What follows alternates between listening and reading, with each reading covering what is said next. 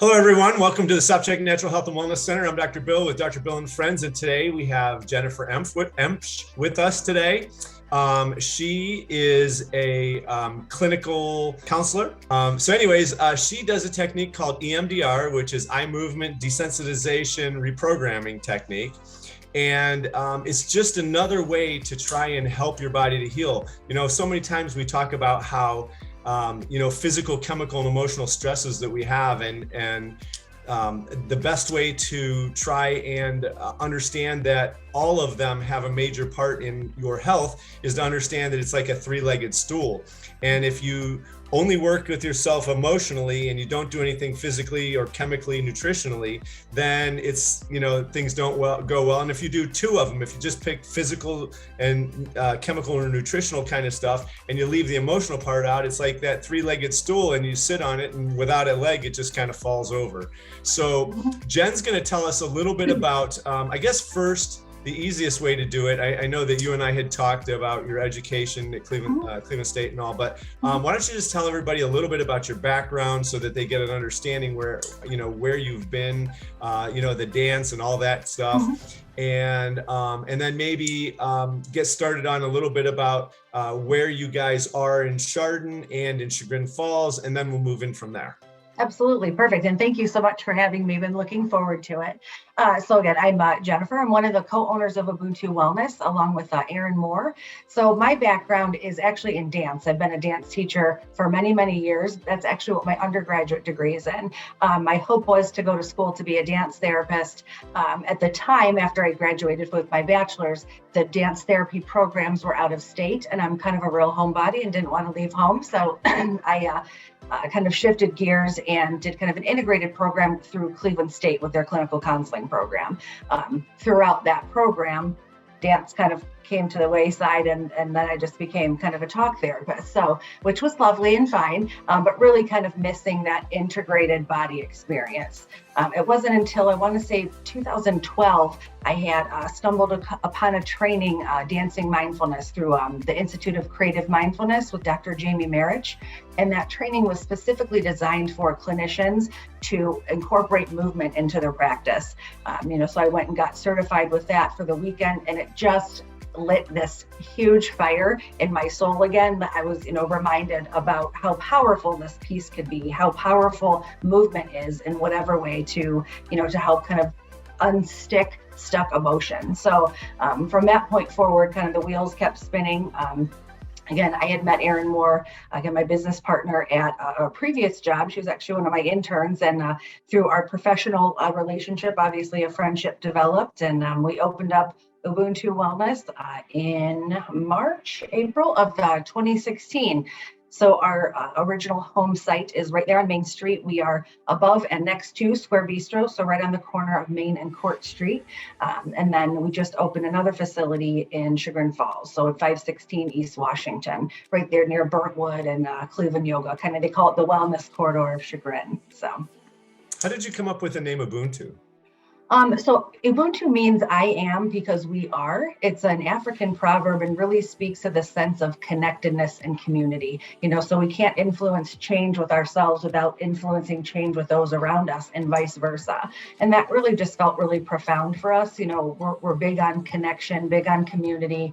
And certainly over the last 2 years, especially, but obviously, and even further back, I think people are feeling disconnected with each other, with their families, with their spouse, with just life in general. So I think even more so now we're feeling the push for that Ubuntu to continue to weave its way into our world. Cool.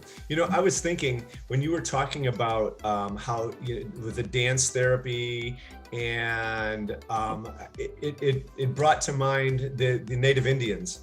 And how they danced, and how movement was, certain movements were so important.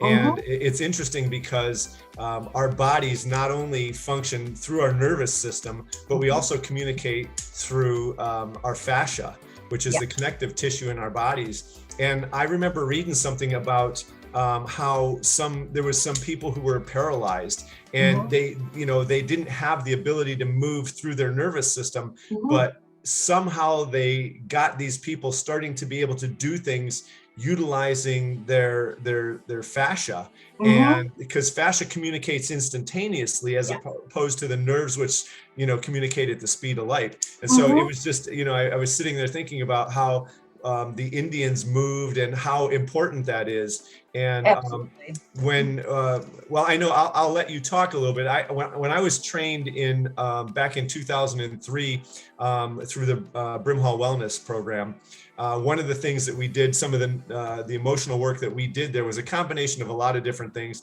but it was colors. So you're putting glasses on that are different colors to affect different emotions. And there was a whole bunch of other things, tone, vibrations, all that stuff. But at the very end, I was telling you at the very end, in order to hold that, I don't want to call it an adjustment, but that emotional adjustment, we did an eye movement where we went back and forth with the eyes in order to try and make sure that we cleared everything. And you and I talked about that.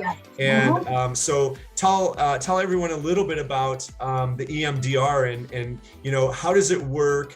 If I was coming, what would make me say, I want to go try this out? Is it something like, I had a loss in a family, a divorce, PTSD, maybe I just came back from Afghanistan, or whatever. Can you speak on that a little bit? Sure, absolutely. So again, like you mentioned, EMDR stands for eye movement desensitization and reprocessing. It was developed by the late Dr. Francine Shapiro in the 80s. And it really was initially designed for combat veterans who are returning from war. When we think about trauma, it could be anything. It could be, again, coming back from war. It could be the loss of a spouse. When we think about any memories in general, we've got our mind's memory of it, but we also have our body's experience of it. And that can be both good and bad. When I think about the birth of my son, I get butterflies and my heart feels warm, and, we have that kind of body sensation. When we also, inversely, when we think about a trauma, we also have that kind of visceral response. We might feel we're punched in the gut, our heart might ache, our throat might get tight, our shoulders tense up. So when we are, exactly right. So when we are experiencing that trauma, what really happens is almost that piece gets stuck. So we're feeling really overactivated in that kind of emotional brain, and we're not able to communicate back with that logical brain. My dad's a big train person, so he always loves when I give this example. It's almost like the train track split. It's not that we're broken or that we are flawed. It's just that we need to, again, just kind of reconnect those distressing memories, images into something that's going to feel like less of a charge. So when people come in, we can never make a trauma a zero. Experiencing a trauma is never going to be okay, but can we release its grip that feels so tight and so ingrained, not only in the mind, but even more so in the body, to allow us to have more adaptive functioning. It really is rooted in mindfulness-based practices, which is really, our jam at Ubuntu. So it was a good clinical fit, and it really has been beautiful to witness. Cool. And also, if you think about traumas are different things to different people.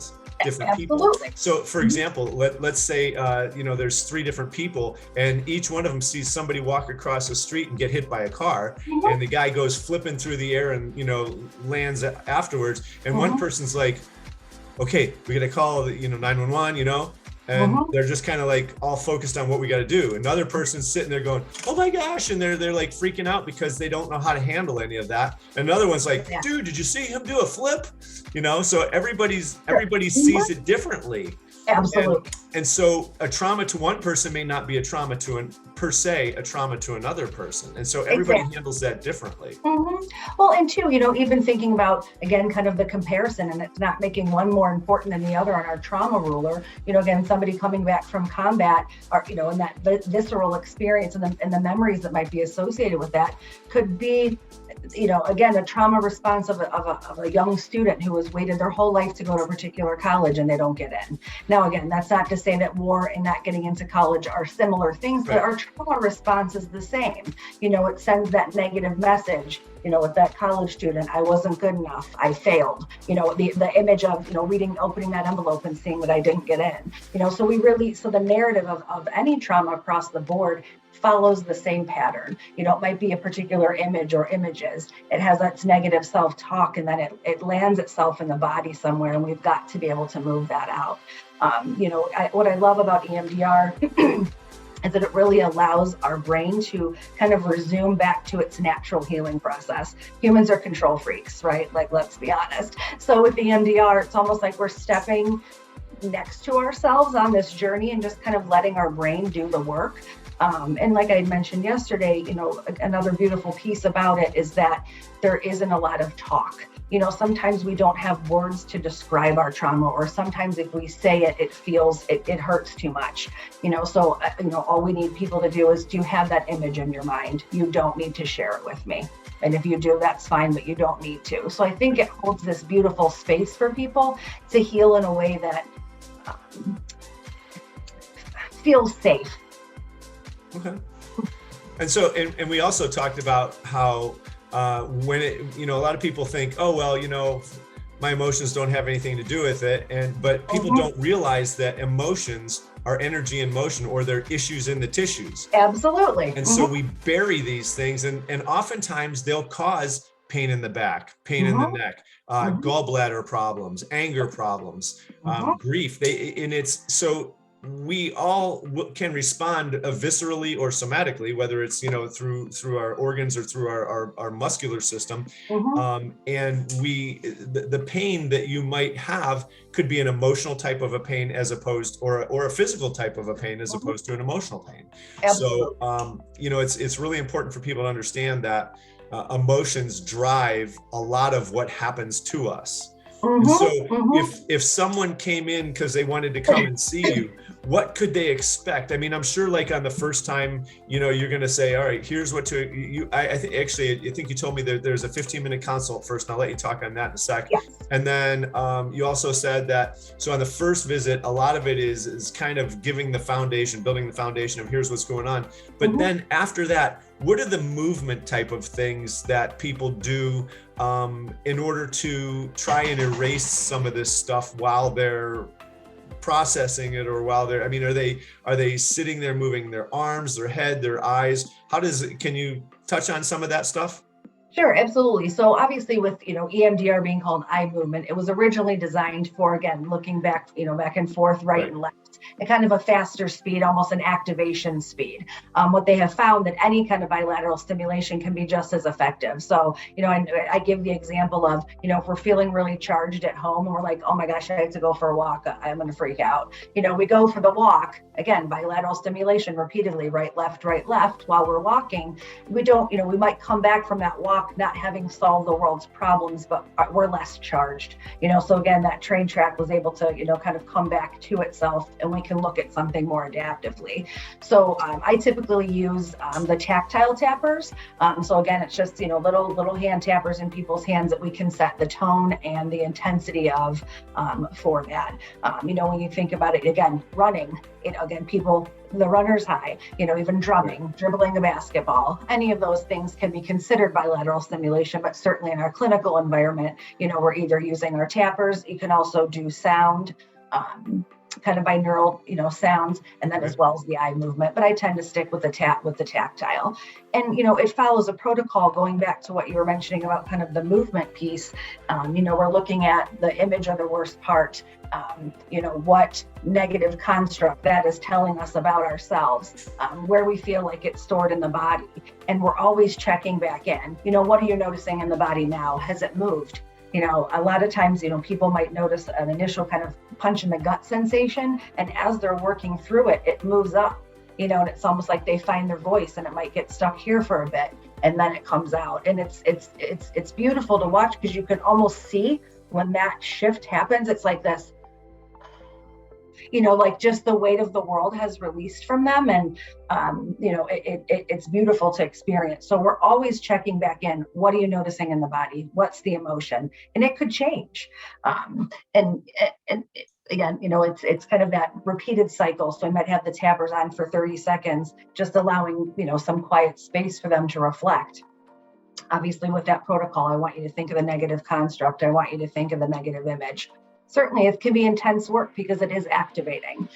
But again, allowing our brain to resume that natural healing process comes back to a place where it's, I did the best I could, going back to maybe that college student who was initially saying I failed or I wasn't good enough. I did the best I could. I have other opportunities that I can engage in. In its simplest way, obviously, but again, we do a lot of trauma work, and another huge leg of our business is this piece with our massage services, our Reiki services, our yoga classes, and our workshops, and they really are all designed from this trauma-informed lens. Again, the book we had referenced yesterday, The Body Keeps the Score is a prominent book for every single practitioner at Ubuntu, and we're all really mindful about how things can get stuck.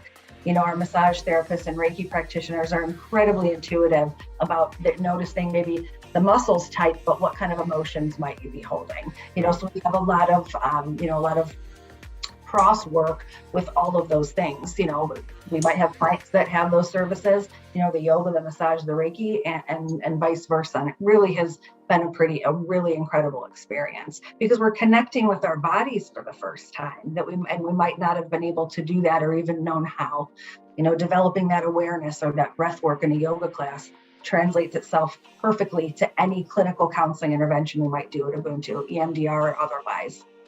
So just out of curiosity, initially back in 2002, something like that, I had, or maybe before that, I had learned, the tapping, the EFT, emotional freedom technique, and you would have people,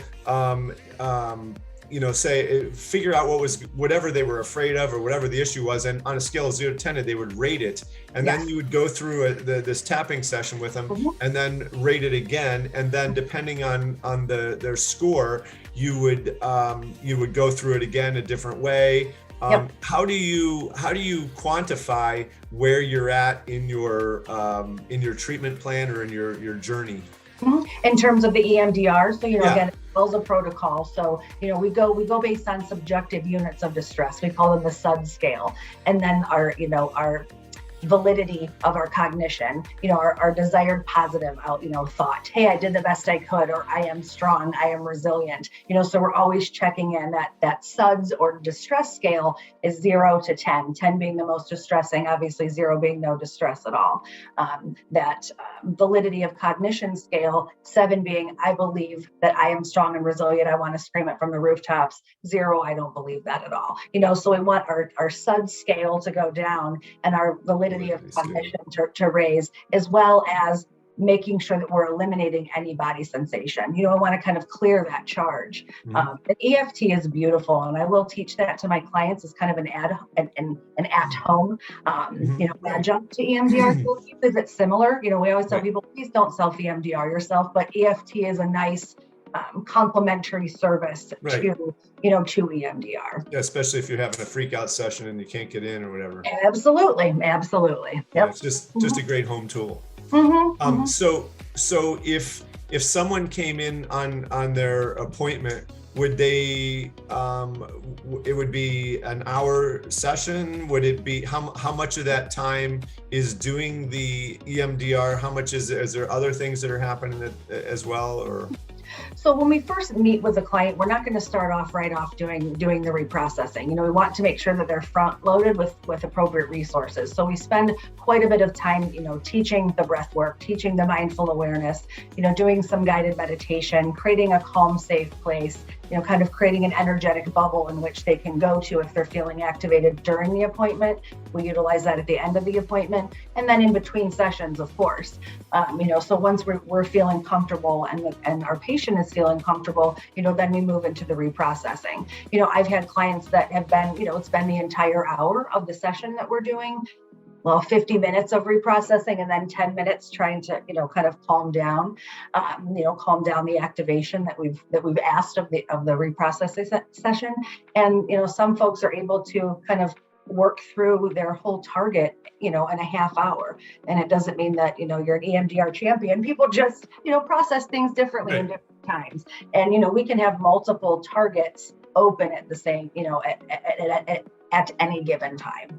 When you say multiple targets, multiple traumas that they're dealing with at the same time?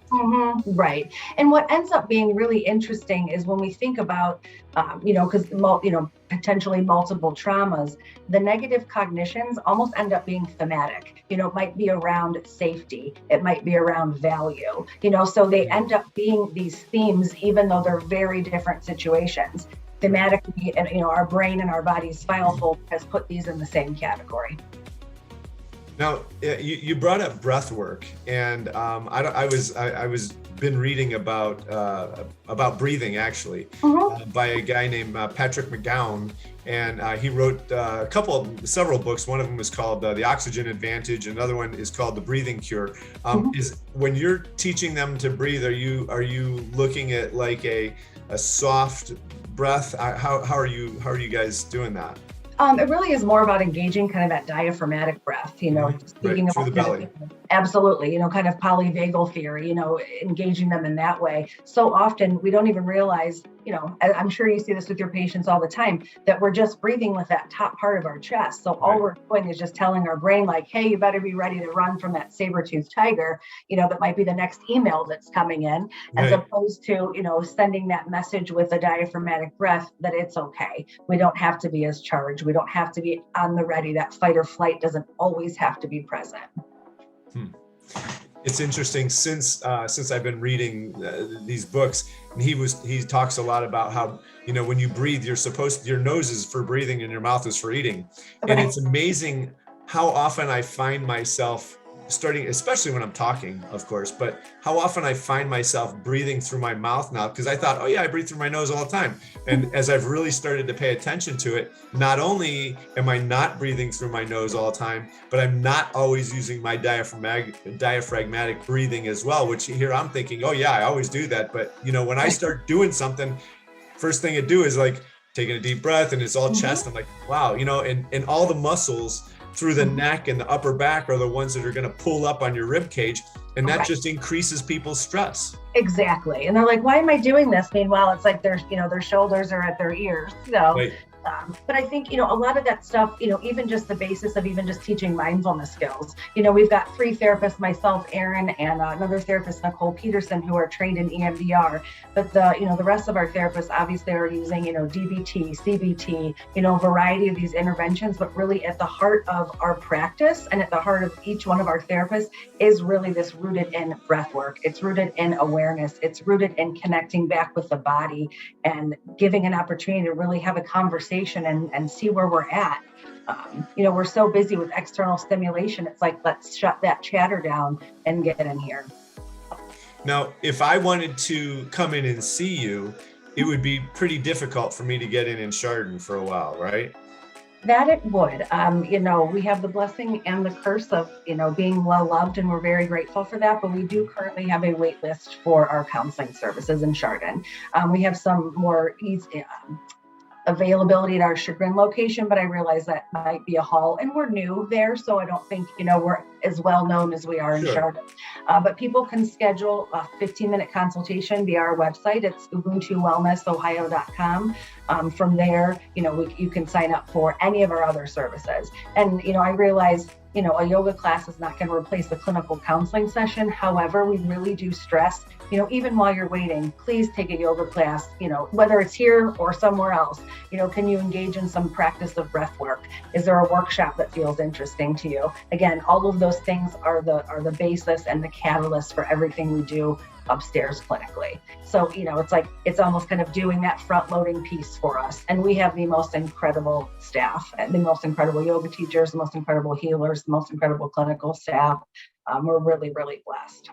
Now, if somebody started off in Chagrin Falls, would they be able to shift into Chardon, or how would that work? It really just depends. So I was obviously primarily in Chardon until we opened up our Chagrin office. Now I'm just in Chardon on Mondays and at Chagrin the rest of the week. Our clinical space, we have 5 clinical offices, and we've got 16 clinical therapists. So, I'm no math pro, but, that can be a shift.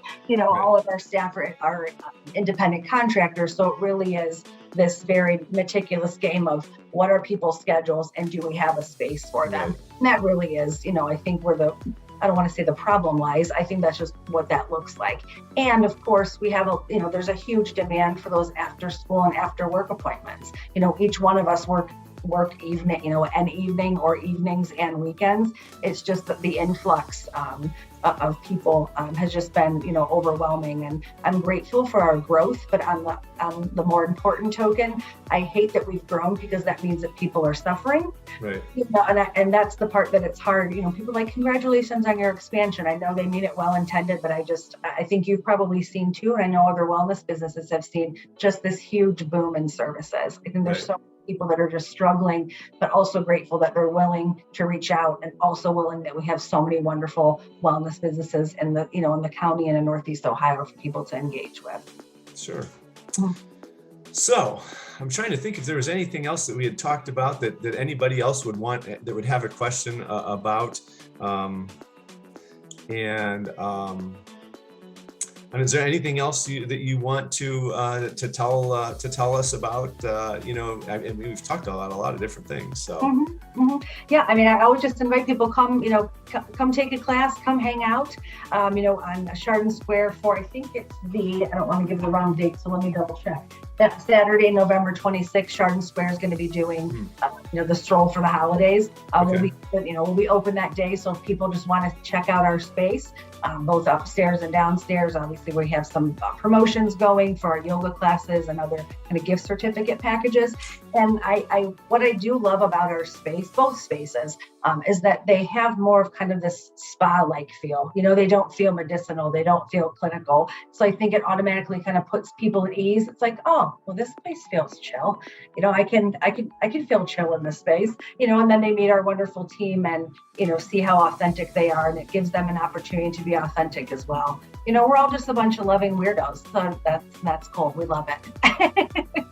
That's what a lot of people don't understand, how the emotional work affects them, and how different it is from I don't want to say mainstream, but how it's not a fringe thing. It's all a work that has had all kinds of research done on it. It's just that some people end up being pushed into you're not here, you need this pill, which doesn't really fix anything. All it does is makes them numb to not feel anything, which doesn't take care of the problems. Right. We're hitting it backwards, Right. and we had talked about this last night, and I'm so grateful for I've been working in the mental health field for well over 20 years now. And I'm grateful for all the community mental health agencies I've worked at. I'm grateful for all those experiences. However, that environment, and it isn't any particular place, it's just community mental health in general. There's so many restrictions on how you can deliver service. So some of these mind-body interventions are not, again, they're not going to, insurance isn't going to cover it, or it isn't even going to be supported by public funding. So it makes it, it made it really difficult to, be as connected with our patients as we wanted to be. It became a lot more about paperwork than people, and Ubuntu is about people.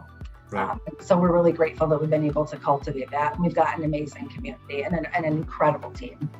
Oh, and I did want to mention that this, because you just did touch on it a little bit there, that it's not necessarily just a cash type of a thing. There are insurances that do cover this type of work as well. So yes, absolutely. So we're in network with Medical Mutual, United Healthcare, Aetna, Anthem, Cigna, TRICARE, and that's what we do, like the 15-minute consults. People are certainly not required to do that, but what is nice is that we can check their benefits for them, because as we know, every single plan is different. Right. So doing that, we can provide them, upfront the potential out-of-pocket costs that they might have. Sure. Now, for people that we might be out of network or even within network, if they have, an HSA account, they can use those, use that fund to pay for their counseling session. Additionally, they can also use those funds to get a massage, to take a yoga class, any of our other services at Ubuntu Wellness they can utilize, because it's deemed, a medical facility through HSA. So very nice, very nice. Well, I really appreciate you coming on tonight. I think this is great information for everyone who's able to see this. It was really nice talking with you. I look forward to stopping up and meeting meeting you someday in person as opposed to on the phone or through a Yes, please video. do. Yeah, please do. Any Mondays or on that Small Business Saturday, pop on by. All right. So again, your email address, the website is www.ubuntu, that's spelled Ubuntu, so UbuntuWellnessOhio.com. Our phone number at our Chardon office is 440-214-9062, and Chagrin is 440-600-2009. And again, feel free to reach out to me via email. It's Jennifer at UbuntuWellnessOhio.com. If you have any questions, we're happy to answer anything and help you kind of start your wellness journey, whatever that might look like. awesome. Well, thank you so much. Thank you so for much. joining us tonight. I really appreciate you, and I look forward to meeting you in person. Absolutely. Thank you so much for your time. I'm grateful to be on here tonight. I'll talk to you soon. All right. Take care, everyone. God Thank bless, you. and we'll see you next time. Bye-bye. Bye-bye.